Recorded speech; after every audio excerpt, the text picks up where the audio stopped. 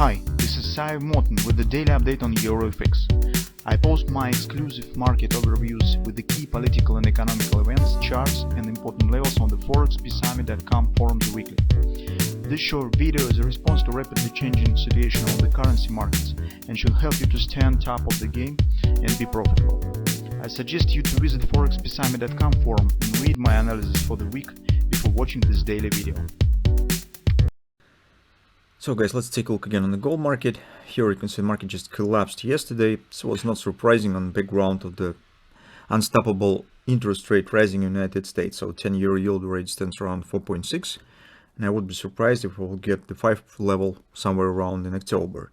Some people even start speaking about the 6% in November. So with the rate, another rate change maybe in November, it easily could happen if we will get the Fed rate around 5.75. So from that standpoint, it's absolutely not surprising. But in general, as I already explained many times, the background of the dropping is not an evaluation of the gold.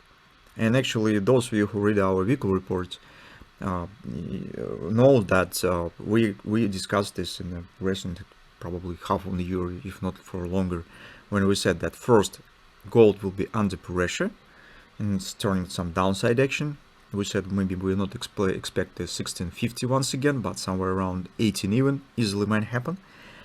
But then should start the reversal, and it's demand for the gold market, because current drop of the gold is just technical reason, and it comes from the two factors. First, Fed and United States Treasury is drying liquidity, taking the quantitative tightening, and at the same time they will increase the rates. And those who use the United States bonds as a collateral or need to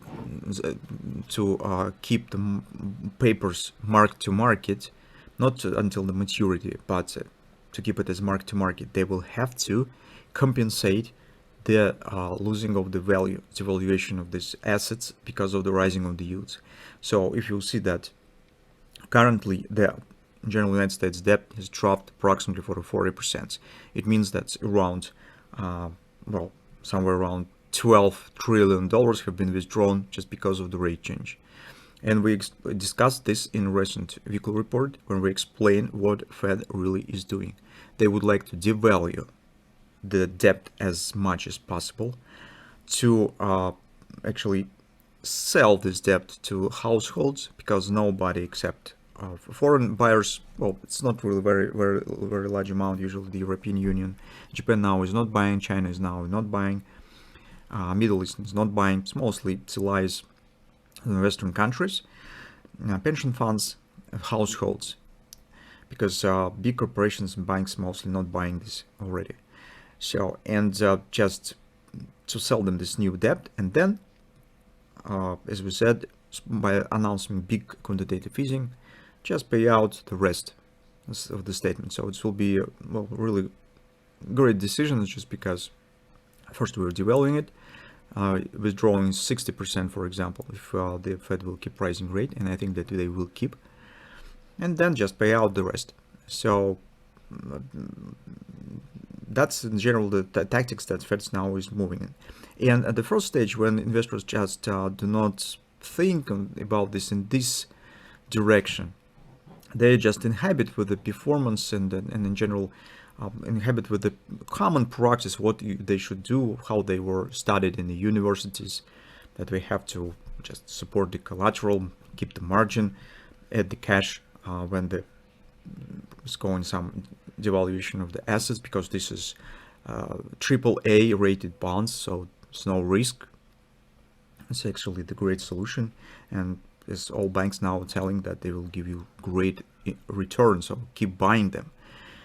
That's the major mantras from the big banks. They're trying to put as much households and people into the treasury bond market as they could.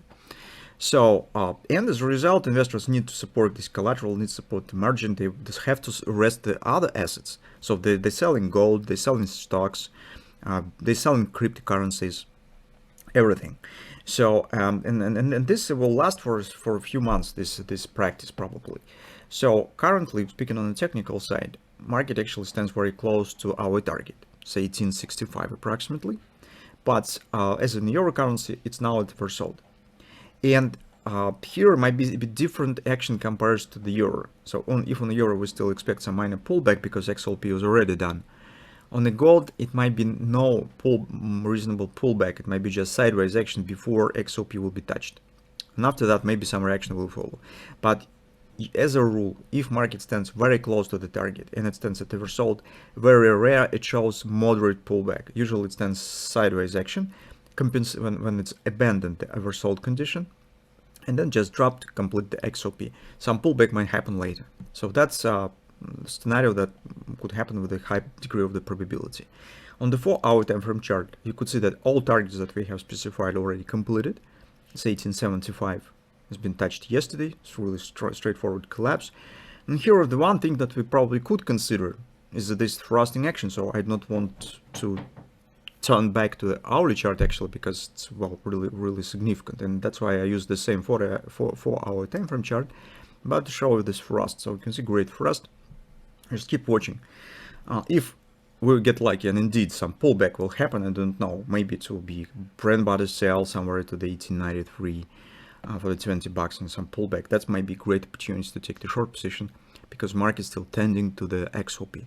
And if we get the moderate pullback and XOP will not be touched yet, that's, well, really great chance for taking the new short position. So that's what we have on the gold, and other stuff I will show you as usual in the vehicle report. There's also lots of interesting things.